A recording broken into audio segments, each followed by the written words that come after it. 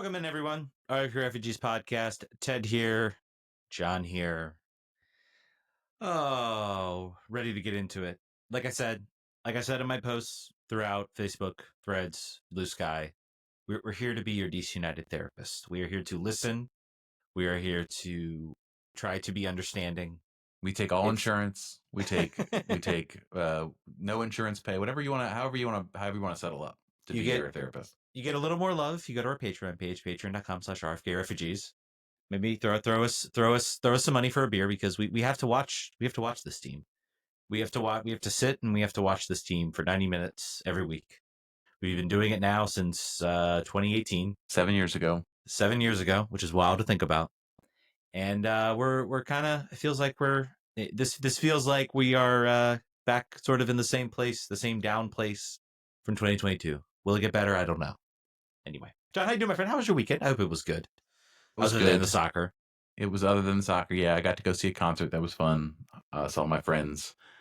The soccer was not so great. We need the Spirit to be a never international break, because then we have a chance to watch decent local soccer on TV, no matter what. I don't know. Yeah, my weekend was all right. Yours was probably refereeing, lots of refereeing. Not rain, right? Yeah, not refereeing. Actually, I took a little hiatus. I had a long weekend last weekend. I did two like a Tuesday and a Wednesday, or a Wednesday and a Thursday, and then I actually went to see my family for a bit. Just kind of had a chill weekend. I'm getting right back to it. It's also spring break, so high school's not in season, so there wasn't a whole lot to do. And I was like, this is a good opportunity to maybe take a little breather and get back at it. I like that right now on the Discord. Anytime a referee makes a mistake, people at you to talk about it, which I think is great. I think that's good. Yeah, I'm sure you love that. I do. I do. I think it's great. I think you should start. I think you should. You could have your own. You could have your own sub brand. Or Ted adjudicates bad MLS calls? Question mark. All I'll say is, man, is the amount of people who give certain players passes and everything like that, but the referee gets no pass. That's all I say. No pass. All right, guys, we're avoiding it. Let's get into it. DC United 6-1 losers to San Jose. A celebration of the 29th/30th anniversary, depending on how you do math, between the first game, which DC United also lost. Did they just choose, like, it was because, like, it fell on April 6th and, like, it fell on that day, and that's why they wanted to do it? And, like, I think so. That had to be it, because they're advertising it as like a 30th anniversary when it's actually the 29th anniversary of the match. But yeah, I think they have like I think they still have like the COVID. During the COVID year, they like broadcasted the games. I wonder, I think those, you can still find those somewhere. Anyway, you can go watch the game. You'll have a much more enjoyable time, because you'll know the result at the end of the season is fantastic, despite seeing a 1-0 loss to DC United. This one was 6-1, and this was bad. This was, I don't know if we're at rock bottom. We're definitely in the depths. We're definitely approaching the bottom very rapidly at this point. Not sure if it's rock bottom. Not sure if this is, I still am, maybe we'll view this as a blip. I don't know. This result felt bad. This was the first result, I would say, of the Lesesne area where the players gave up sort of in the last 10 minutes. The play itself was sloppy. The tactics, the organization, the way the team was out there was highly questionable, and I'll get into that into a minute. This is the first match where I have started to question. I'm like, is Troy Lesesne the right coach? Is this team going to figure it out? Are there actually like bright spots that you can look on this team? I think there's some players that have looked well, some players that haven't. The depth is very much wanting, and I am questioning some of the decisions on who he is choosing to sort of sub into this game, as opposed to who he should maybe leave at home. I watched this game, John, live. John, you have watched it since then, what are your? Did that help at all? I got to ask. Did that help at all? Did what help at all? Did watching it, with No, a calm head, or did it just make it no, worse? No. no. Well, I got to just basically see everyone lose their mind in real time, Mm-hmm. talking about it. So I was prejudiced the jury a little bit, I would say. Yeah, I mean, there's lots of things you can nitpick on, and you were talking about bright spots. I think they're very hard to find at the moment. Famously for listeners of the show, I did predict that Yeah, you Troy would did. be fired in the first half of the season. I did predict that. Christian Benteke, as I said at the beginning of the game, leads in almost all stats that are possible for him to lead, and then the rest of the team is just statistically shambles, defensively, an attacking perspective, and always. So it's starting to look a little bit like Christmas here on that perspective. The problem is, as people have rightly noted, and we'll get into this with the questions. Who wants to come into this? Who's going to do better with this group right away? Which is why you'd fire the person right away, is because you think that this roster is underperforming. Do you think this roster is underperforming by a lot? By a lot, not maybe like a little bit. Like, say, let's see, we've got how many points right now? We have 6 points.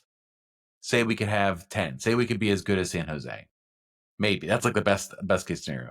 Do you think if Jim Curtin came in here tomorrow, we would be dramatically better with the same roster? Probably not. I think that's a fair assessment. I think any coach who would come into this situation now would know that they would get a DP slot that would need to be filled, and then they would get a another one potentially filled the next season, and they would not get blamed for anything that would be happening. They would get the year. There was just no way you could just throw them into this, and then if they don't perform, then things go bad. Um, Hilarious to scapegoat a coach that is that the replacement has that benefit. Like, yeah, okay, if you come in, we can promise you that sure we only have one designated player. Sure, but if you but if you come in and next beginning of next year, you'll have 2 more. You can pick them. I haven't had a chance to listen. I haven't had a chance to listen to Troy Lesesne's uh, press conference, and I'll be curious to see. My job is insanely busy right now. I don't have time to break away for a little bit to hop on a press conference, take a lunch break and do it. Unfortunately, but I kind of regret maybe not being on that podcast because when the lineup came out. So just to go over the lineup, it was the surprise, I guess, was that Dominic Baji came in for Jared Stroud. Jared Stroud hasn't been great, but I was like, you're really like, and also particularly with how much he praised how well the team played against Columbus. My thought process was, you know, that was a blip. You're heading in the right direction. You throw out mostly the same lineup and you give them sort of another chance. I think he looked at the lack of finishing and he maybe was like, I need to get another striker out here. He played basically the lineup said 4-2-3-1. It was not that. It was essentially a 4-2-2-2. It was you had Benteke and Baji kind of being the mainline strikers. You then had your sort of two central slash wingers or I guess one winger in Joao Pedro. Pedro was playing very centrally. I thought he was like maybe was not very effective. And then you had Pirani. Obviously, he's going to play centrally. And then you have your two center midfielders in Kojima and Peltola. And San Jose rolled out a 3-5-2. So your front two are going to be outnumbered by one with the three center backs that are there. You then have your wingers. You have your four block of your Peltola, Kojima, Pirani, and Peglo. They're going to be outnumbered by one by your by having four midfielders. You're going to have five midfielders in there, so they're going to be outnumbered. And then you have your sort of line of center backs to make up for that. You're going to have your wing backs push forward. Dotson and Schnegg are going to have to push forward. And then you're going to have a situation, though, then you have two center backs that are going to have to hold up. Or at the very worst case, you have Dotson maybe play a little bit back or Schnegg play a little bit back, and you've got three center backs. But they are going 1v1 with Chicho, Christian Espinoza, and Joseph Martinez, sorry. Just Martinez, sorry. That is like I literally have thought back to this. Like I'm like, why? Like why what was the thought? Like did he and I mean I haven't watched San Jose. I have to wonder if he saw that and he wasn't, oh crap, what did I just do? I question that a little bit because you are essentially forcing your team to try to play a man down in nearly every section of the field, but potentially defense. And you're opening yourself up to exactly what happened, which was DC maybe had some good buildup, but as soon as their wingbacks were pushed forward, San Jose was just able to hit them quickly on the counter. Kojima and Peltola couldn't really do much. They were outnumbered in a lot of cases, so they really couldn't do much. And San Jose was able just to kind of run through them. They get, the goals they gave up. They gave up a goal of a set piece. Again, set pieces continue to be a massive, massive issue for this team that got to come up with some way to correct it. Benteke winning all kinds of headers at him, headers around him, And headers in his own goal. Yeah, into his own goal. I'm not sure if he's going to get the own goal call. He won't. I don't think he will. But and then the second goal too, especially just sold the really, I think the problem with sort of this formation change. It was almost like, I don't know, he doubted himself and was like, I need to like throw something different. I need to do something different. I need to change things up. After our best result of the season against our best opponent. I got Bruce Arena coming to town. And so, I am a little surprised. I need to listen back. Maybe he said this. If someone listened to the press conference, please correct me. But, and again, I only got a quote from Stephen Goff. I don't have the press conference with me, but if I was the coach and I looked at the situation, I feel like you should hold your hand up and say, yeah, I got the tactics wrong here. I screwed up. Playing, if you had played a Jared Stroud, yes, the offensive production might not have been there, but you would have at least allowed Peglo to kind of be left. You would have had five midfielders. You would be able to sort of match that, and you would have had more opportunity for overlaps. That's really what happened here, is that the team lost the ability to do those overlaps, that, the overlap of Peglo and Schnegg. And the only thing that's worked effectively from an offensive perspective, other than Benteke just heading the ball in the net. Exactly. So the players, Troy Lesesne is playing with a weak deck.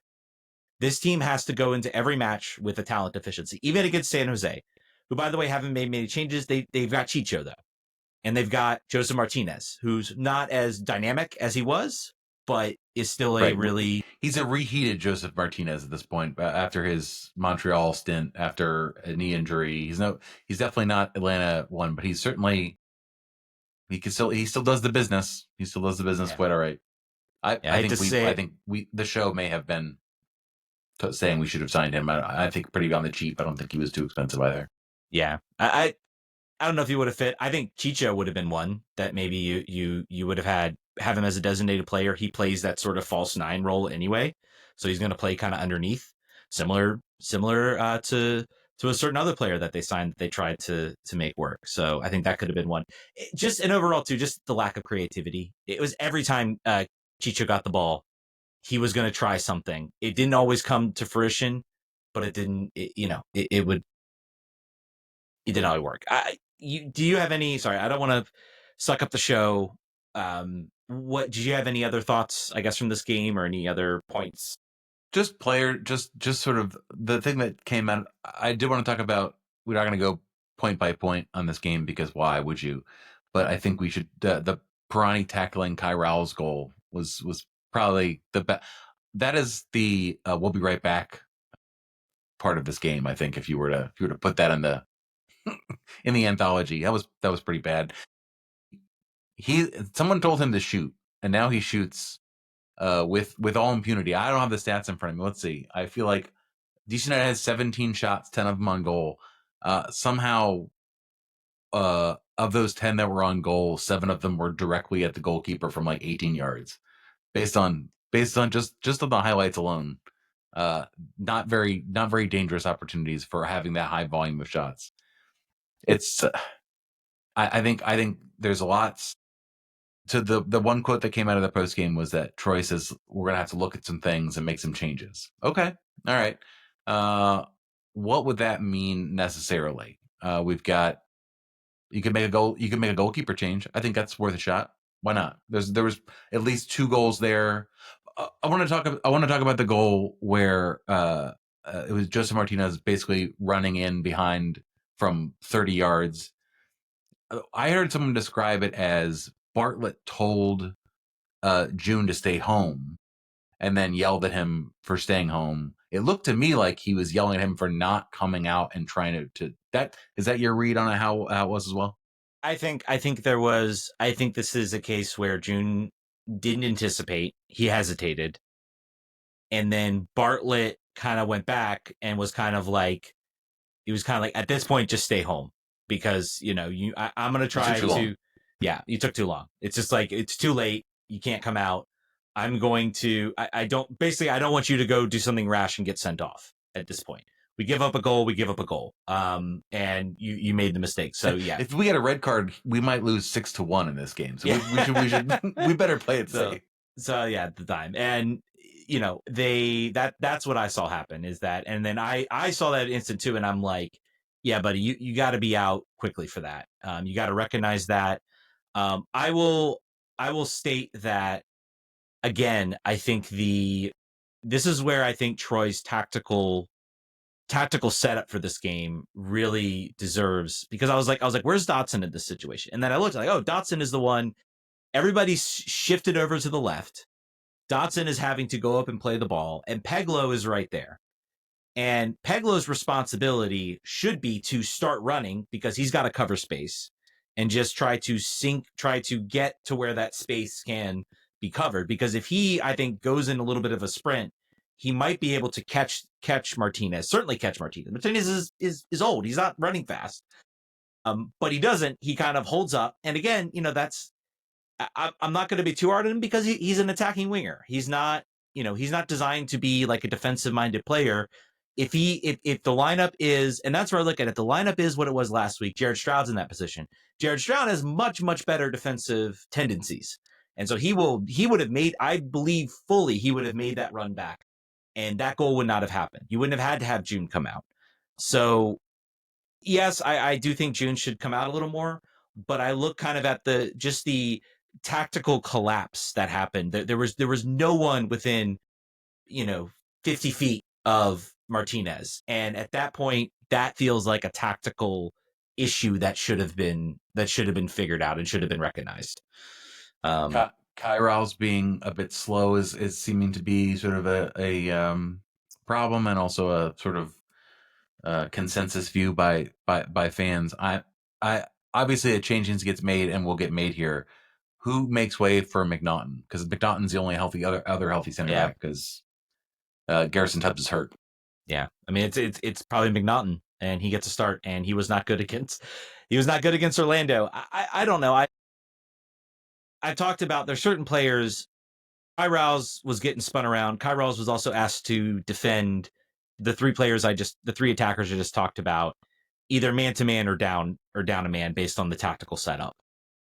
I am leaning more towards, I think in this game in particular, I think Troy's tactical setup failed them in a lot of ways that made players worse than they could be. We've seen Kai Rouse play well. We've seen him have moments. I think the fact that this team kind of gave up, to me, tells like I feel like there wasn't a communication on roles, or there wasn't something, and they just kind of like forget it. And also I will point to Troy Lesesne sub patterns. The guy has a tendency to go kitchen sink, and he went kitchen sink in this game. He subbed in Jacob Murrell for Matty Patola. So essentially he had Rita Zohir, he had Jacob Murrell. I need to look back at some of the other subs, but he had Aaron Herrera out there, which was one of the other ones. I want to get back because it was basically there was no Leal, transition. Stroud, Herrera, Zohir, and Merle are the Yeah. subs. So it was like, and I get it, you're down 3-1. Would you have rather played a little more conservatively, kept a guy like Peltl out there? Because I will say they went down 3-1, they got a goal at halftime, and they had another really good chance in that 50th minute. Things kind of slowed down, and I think that's where we get into the other fault for this, which is just like there just aren't players, and I there aren't players that are good. Rita Zohir came out, and I was like, really? That's who you're going to go with? And again, maybe Karamoko comes in, maybe Jackson Hopkins comes in, and they're better, and maybe, you know, Maybe maybe it's, a but guy, a draftee with no experience in Jackson Hopkins, a player who's yeah, he's fine. it's at least it's another option. Yeah, yeah, yeah. And I do wonder. I'm like, I wonder if some of the changes to this. I'm like, at this point, I think Barajas, in my opinion, deserves a fuller run out. He's And never looked good, but sure, I think why not give it a shot? You got him till June, so give yeah, him a shot now. you might as well just see what you have with that. And also, like, Gavin Turner. Let's get him out there. Let's see what he can do. I think we will see potentially Leal start for Pirani. I could see that happening. He went 20, 30 minutes. Saying, I hope so. I hope so. I've got to like. I hope so. But I think that he is a player. And maybe it's not fair after the injury already this season, but I just assume that if you play him more than 60 minutes, he'll break again. Until I have to see him do it a couple times. He's got to play like 3 or 4 games without going on the injury thing for any questionable anything, and then I'll be a little bit more rosy about him. But why not?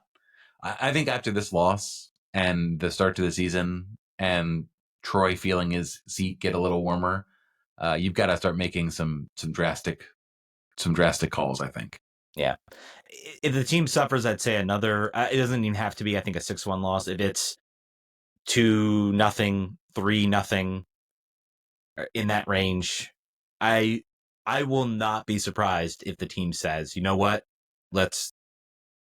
we're gonna make the call.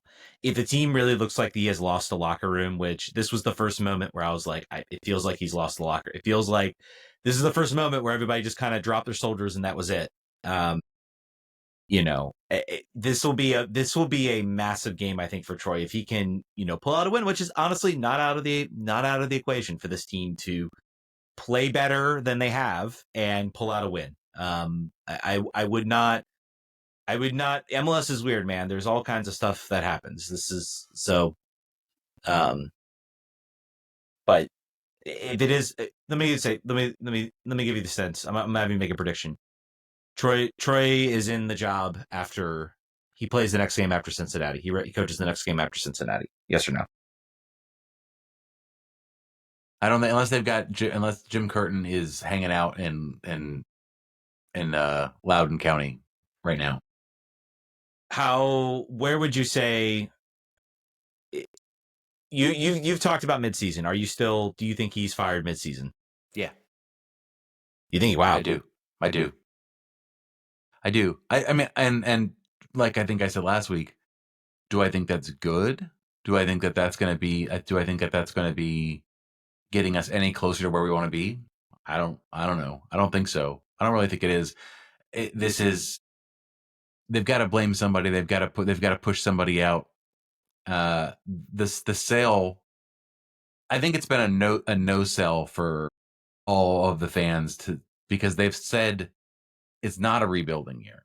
They've said it's not. Like they're like we want to be we're trying to be competitive. We think we have a playoff roster here. And then the results have not shown that. The players that they brought in don't really show that. You have to sort of squint your eyes and look sideways to say, putting aside the cap situation, to look at this roster and be like, yeah, playoffs. Yes, good enough. You have to kind of just cross your eyes a little bit. So I feel like there's a miss alignment between what the reality is, what was sold to the fans, because also the last year the sale was, this is the rebuild year. Next year is the year we're really going to go for it. And it turned out that it just didn't turn out that way. And they couldn't just be like, all right, timeout. we're gonna we'll run it back one more time. Then it's gonna be then next year when we have this spot open, then it'll be. But they just didn't do that. So I think that if it depends on how hot the fans get, do people start turning away? And to your point before about the locker room, does Christian Benteke start losing interest? Because if he loses interest, then you have absolutely zero things on this team working for you, and it's a diminishing value if you have a cranky Benteke. If you wanted to trade him or figure out a way to accumulate assets for him, I which think if maybe that's a move too. I think if the season continues the way it is, and but you still have the team alive in the Open Cup, I was just about to say Open Cup. May 6th is the Open Cup home game. I think if as long as he keeps that team alive and if he manages to pull up, and I'm assuming this team is going to be terrible. I think ultimately I think he still gets the year. I think they will give him a summer window, and if results don't improve after making, I think if they bring in, if they do get the signing, they appear to be like teasing it, like they feel like it's like something close, but it's like, it's kind of like, oh well, it's kind of like we're like maybe there's somebody who's interested, but they're just maybe not quite there yet. Because I mean they went 3-3 for a reason. They could have used that extra, million in GAM and banked it. So I think that's also possibly maybe they weren't getting a lot of buy-in from ownership, and then it's like, hey, we really need to go and make this signing. You guys need to open up the checkbook. This team needs something better. We've put Pirani out there. It's not working. We got this number 10. He just needs this amount of money. I wouldn't put it past them for maybe trying something like that and saying, hey, we really need to go out here and make a signing. And so we'll see. I think I don't know if you said it or I said it. I like about how if we're at the nadir here, if we're at the real bottom of the barrel. The bottom of the barrel is Ali Mackay putting ownership on the spot for not giving him the resources he wants. So firing Troy, but then also being like, I can only do what I can do here. There was a thing that in my mind, the Lasada sarcastically starting Jackson Hopkins after he asked for midfield reinforcements. And he's like, here is a child. I will play this child. I don't know that he's good, but you won't give me any players. So Jackson Hopkins, you're now in the starting lineup against Austin. Good luck. Uh, I think I am curious. Ali Mackay had a 3-year contract, correct? Mm-hmm. He's halfway through his contract in June of this year.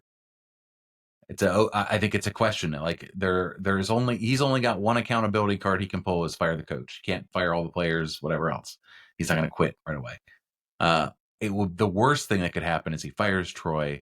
The window comes. They still don't hire a DP. We have a zombie team that does not know exactly where it's going to be. Is not utilizing all of the mechanisms it can use. And then Mackay just loses interest in the role because he was sold a bill of goods when he came here. Maybe we don't know, and then that hasn't come to fruition.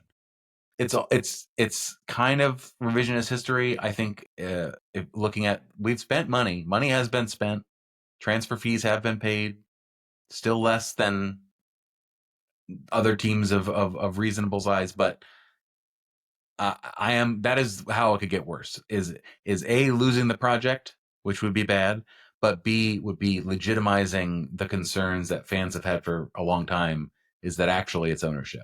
And you could have put anybody in here and there's just not the level of the level of what's the ambition. I mean, this is really a major thing. I mean, this is the last card I think ownership has to play. I was like, no, we just need the right GM in here. We care. We're going to get a smart GM. We're going to do all the things that we want. And if Mackay does fail, then it's definitely ownership. Then we are in Washington Commanders territory with ownership of just it's you, regardless of what you do, you can't succeed. I want to say something without having said it to you ahead of time and get your reaction on the show. If they fire Ali and Dave Casper comes back and an interim GM perspective, I would like to put the show on hiatus. Yeah. How do you feel about that? I feel if they fire on the Kai, I'm ready to. I'm actually ready to quit. I'm like, I'm done. Why? What's the point? I don't think they're gonna do that. I think Ali's going to see out his contract. I you cannot function where you do that to a GM. There are some players that have looked good. I think Ali's hit rate has been okay. Herrera was good. Worst the second year for sure. Yeah, So far. Schnega's been pretty good. There's some Peglo seems pretty good. There have been players he's hit. It is incredibly tough when you're overhauling a roster like this and you're bringing in a bunch of players. You're not going to get hit on every player, and you're probably going to miss more than you hit. It's about, can you get enough solid foundation that you can at least put something together. We'll see. And this is coming. Alan Watts has a question from our Discord. Let's do it. The new GM has the same scouting ability tendencies of Dave Casper, acquire players from the bargain bin in the league from outside obscure leagues. Here's the thing. Again, we do have to the notion of the bargain bin shopping. The players they've acquired so far have been salary cap related players. They've had to fit them within the salary cap, whether that's using allocation money, whether that's trying to do internal trades within the league or trade GAM. You do have to be good at that in MLS, and you have to be able to work within those constraints. So I will say, for right now, Ali Mackay has signed one designated player. And in any other year, he would not have been a designated player. He would have been a TAM player. In fact, he is now a TAM player, and that's Matty Peltola. So we've had one DP signing that he's done. So we really haven't seen.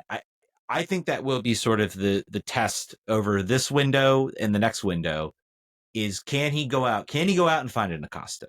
Can he go out and find a real big time number 10?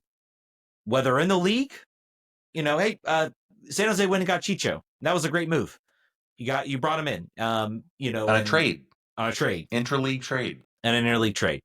So can he go and do that type of thing? Because we haven't seen it yet, and that is the one thing we have not seen it yet. So I will argue the bargain bin shopping by saying you've got to do that. You still have to do that. That's not that is trying to overhaul a roster, and you are still trying to build within that salary cap. MLS has not increased the salary cap enough in my regard. And so the players that they're able to get for the values that they're trying to get are shrinking very quickly. And when you don't have an LA that you can advertise, you have DC, it makes it harder.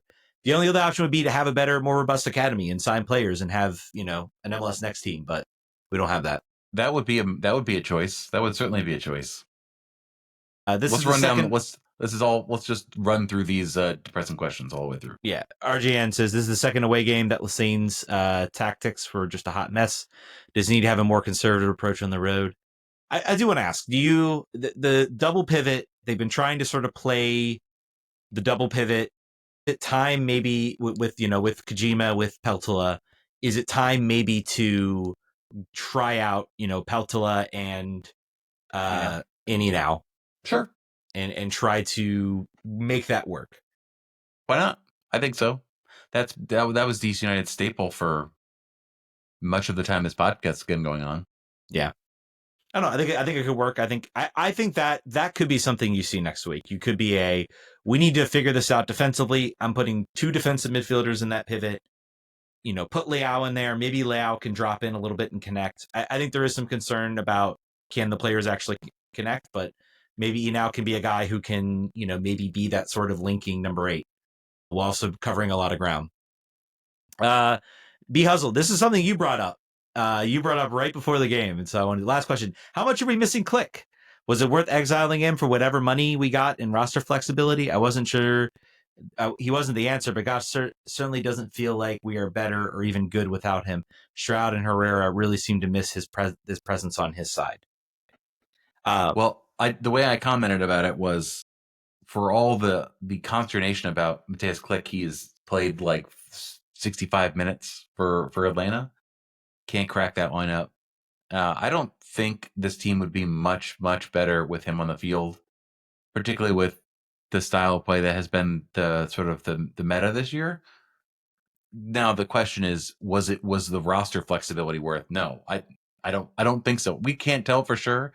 Like what was enabled because of having that, I think $300,000 additional on the salary cap, because they took a very small chunk of his on budget salary. So that move is interesting to me, right? That's a could you up the credit limit on my credit card just a little bit, just like $800? Don't ask me why, but it would be good if you did that. Um, I think it would have been great to have him on the roster still as an option to sort of change the play style. It seemed to me like it was we're ripping the bandit off. We don't want to have a crutch and we want to change the way we're playing. We want to change the profile player we're looking for. We want to have everyone that can run. So we're going to remove this crutch from our own arm, I guess. And then we'll just make do, and I'm sure we'll be fine. So I don't know how much we're missing him specifically. I don't know that we'd be really good with him on the team, but I think that unless I can be convinced otherwise, which I don't think I can, I don't think the $300,000 was worth not having him around. I don't think it would have been as big of a problem as maybe some people think. I contend he hasn't looked good for Atlanta, but that happens with players when they move teams. Sometimes they look good, sometimes they don't. I think it's there are plenty of examples. We can talk about, the most oh shoot, why can't I think of the name? The guy from Peru, Edison Flores, fantastic for his Mexican club. That's why DC brought him in. Comes into DC, looks terrible. There are a lot of factors that play into that: style of play, coaching, or the wheels just falling off in this case. I think they would have been. I'm not sure they would have. I don't want to put a plus minus. I think you would have had him in that spot next to Peltola. You would not be playing Kojima, so maybe that's if Kojima becomes a better player. But I also think that he would give you more flexibility. You would have that. You could then look to say, hey, let's get in a DP number 10. We can sort of use him as a crutch through the summer, and then we're going to go out and make the big splash on a DP. The only reason I was for the move was I was like, well, they're going 2-4, and then they're just going to get extra GAM and kind of bolster the roster around it. So, yes, they might not play great, but they're going to improve defensively. They have not improved defensively. So overall, it's just been a gamble They've that gotten has worse. felt. They've gotten worse defensively. Yeah. Do you now this many games in? Does Kojima seem to you like a $400,000 game player to you at the moment? Hey. Yeah, he's had a very up and down season so far, where he's been at highs and he's had lows. But my question is based mostly on how he's being utilized on this roster, and is he a fit for the way of the style of play and the position of needs for that money? I think you could make an argument to maybe try him further up the field. Yeah, I mean, 400,000 is still relatively cheap comparatively. I think the problem, yeah, I don't know. He's looked really good on that 8 role. I was like, he needs to be in that 8 role. That he's not going to be good as a number 10 right now. Pirani's not doing much in that number 10 role either, so maybe it's worth trying him out there. I think regardless, I think he will. We'll see what happens if things get better with him, but right now, I'd say yes, he's a $400,000 player because he's had moments where he's looked good. Some value has been extracted. There's been value extracted. I still think he's a decent player. I didn't even think he was like the worst player out there last game either. I think the tactical formation kind of failed him more than anything. Who do you assess as underperforming, overperforming? I've been disappointed about everyone besides Benteke, Peglo, and to a lesser extent Schnegg. Feels like regression, stagnation from everyone else. Indictment of Troy ability to implement a system and clarify the roles within it. This was also from B Huzzle on Blue Sky. I think you got it right there. Benteke, Peglo have been good. Schnegg's been good. Mural, if you asked me 2 games ago, I said Mural looks really good, but Mural's also been.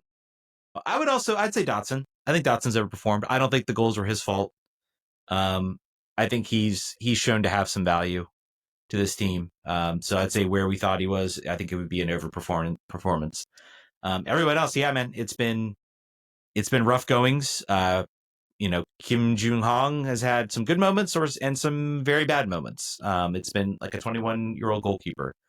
It has not been a net improvement on the last year's goalkeeping situation to me so far. Yeah, and I worry You bench him, And then what?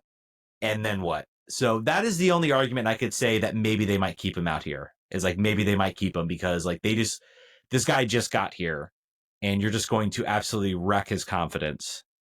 And his value. Yeah. So Well, I mean, it is always somewhat contentious, or at least a risk, to assume I'm going to bring in this goalkeeper that has international profile, and I'm going to maybe move him on in a couple years. I don't think we ever thought. It was always sort of someone was like, June is coming here as a opportunity to play some, and then he's going to go to Europe. Basically, was the implicit message there. So to bring him in and have him sort of not jump and maybe flounder a little bit, it hurts his sell-on value if you already move on from him. It hurts his development if he doesn't play. And if his team is, it's like, is the team going to go anywhere this year? If not, like benching him is like a double loss. You're losing you're losing the year, but you're also losing the value that you were placing on this player. So it's tough. So someone says bring back Hamid. Bill's doing his thing down in the USL Championship. I don't know that it's going super well yet, but I think he's fine. There's Brendan, just I was gonna say the only player that I've liked is Peglo. yeah, that's been about it. Kojima, I guess I'll still classify him as overperforming. I think he showed up really strong. I think it's difficult to talk about overperforming players after a 6-1 loss. Yeah. So I kind of have to put that game out of it and like just like because that game everybody's bad. I mean there was across the board everybody was bad. Benteke scores a goal. I mean, but really, and he had another I guess moment where maybe it could have been 3-2 and maybe we're talking about a different performance, but. Feels like Peltola, Schnegg, and Rolls are all underperforming. Schnegg, I guess, had good moments, had poor moments. I think tactically he was not supported well in this game. The broadcast highlighted as his players' his European experience, and none of them have made a stamp on the team bad transfers or just part of the team not functioning as we had hoped. None of these were can't miss players with Yeah, an international pedigree. So I mean, it'd be one thing if you were bringing in players that were playing in top leagues, and had a record of success in those leagues. So I don't know. That's when you're shopping at a different level, so you have to have different expectations. Schnegg is the one player I will say that had probably the most pedigree of the three. Mm-hmm. Peltola played in Finland, was interesting into a lot of European But young. teams, but young. Rawls playing in Scotland. Scotland's not the best quality of soccer, though he is, Argentine international, or sorry, Argentine, Australian international. They And do have red Schnegg, hair down there sometimes. Schnegg, of course, comes from. I mean, he played for a Austrian Bundesliga winning team and was a huge part of them in that role. So he had, he won and played, like you said, in Europe, in Europa leagues and conference leagues, and had that type of pedigree. So he really was the one player I think that had the most pedigree of the three, and He's played like it. yeah, he has played like it. Key Slack, at this point, what is more likely, playoffs or wooden spoon? Oof. Oh. Matt Doyle says wooden spoon. He has us at the bottom. Yeah, I think probably so. It's hard to. It's very mean to ask that question after this loss, but Yeah, I don't think either is likely. I think there are teams that are in a lot. Again, Montreal chief among them. I think over the course of the season, things are going to level out. I think this team is going to be. I may be coming back on my prediction that they're going to be in the playoffs after a couple performances. Um, I think the fact that the team, if the team was like maxed out on DPS and this was the roster for the rest of the year, then yeah, I would say maybe, and they were playing like this, I would say, yeah, maybe Wooden Spoon is more likely. I think there is still some roster room for this team to grow again with that DP coming in. If they do hit on that type of player, then I think you can make an argument that they could, again, we are still early in this season. We are still in April. unfortunately, we're now going to play Cincinnati, who's won, and drawn out of their last games, and then New York Red Bulls and then Philly. So it is early, but it's going to get later. Yeah, it's going to get tougher. That's for sure. And And Todd Dodge over on Facebook says, "Me, I'm just old school, but it feels like everyone is playing for a paycheck, not the team. Players in general care about the club they're playing for. I want to hear that the locker room was full of pissed off players." Um, I don't think anybody wants to play on a No one enjoyed team. that. No one enjoyed playing on that team. I think I will say I think Troy has to figure out how to either get that energy out of the team, get them to bottle. His Thursday press conference is going to be interesting. Because I am wondering what his mood is going to be like. I wonder what Gavin the mood. Turner is starting the game against FC Cincinnati. I'm wondering what the mood is going to be like, or what the conversations are going to be like, or what the player interview is going to be like. Yeah. In the old days, it would have been Birnbaum. They would have had to come out there and be like, we're very close. We're very close. We're working. We're having fun out there in the training field. Hoya's DCU says, who exits the starting lineup? Who exits the match day roster? I will say, I don't know if anyone is going to exit the match day roster. I'm going to say, I think Inau comes back in. I'm not sure if that means Peltola. If you're still looking to have somebody be a more offensive minded player in that spot next to him, I think Peltola exits, and then is it Kojima? Possibly still. It's still Kojima in there. Maybe he gets a little crazy with it and plays Leal. I don't know. I think Stroud will make his way back on the right side. I think they'll go back to Stroud and Herrera both will come back in. Stroud and Herrera both will come back in. Do you think McNaughton replaces Rouse? Yep, I think that's going to happen. Leal's going to go in for Pirani. And that's probably it. And I don't think they're going to make a goalkeeper change. It'll be just that one center back change. That'll be their idea. I think Antley's probably close. He's not going to start, but I think they're going to try to get him minutes just to give themselves another option. Again, the problem has not been a left back, but he also can play right back. So that's the good thing about him. He's versatile in that way. There's not like they're not, it's not like they're keeping a known good quantity off the field. It's not like they were like, you know what? Too bad, kid. You probably would be great, but we're not letting you play. That's not their situation. I think you will see Gavin Turner in place of Rita Zohir. Yeah, why not? I think that's right. I think that Rita Zohir was given an opportunity. He was the first sub at halftime, and I think it was like, go out there, do something, try to get this team back in. And he was like a USL player. He played like a USL player out there. Not effective. I don't think he did much. There was never moments in that game where he looked dangerous. And that does it for the questions. Good. I think I should do it for the show too. Yeah, I think I should do it as well. Oh man, it's a tough game, guys. Maybe things will be better next week. There's always next week. Or if you really want the show to go away, you should be asking the ownership to fire Ali Mackay and rehire Dave Casper. And then Ted and I will disappear into the sunset like an old cowboy, because that's the end. Yeah, that will be the end. I, again, don't think if that happens, I mean, there will be some serious questions again. All right, folks, I'm going to do it. Thank you guys so much for listening. We will catch you guys next week, hopefully in better times. Vamos.